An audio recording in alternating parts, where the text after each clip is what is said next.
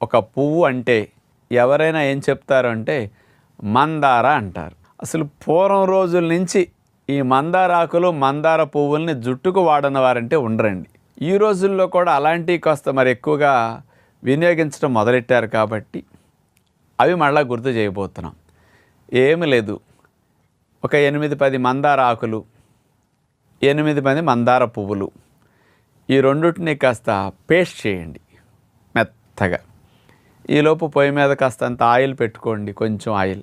ఈ ఆయిల్ కొంచెం వేడెక్కనివ్వాలి బాగా.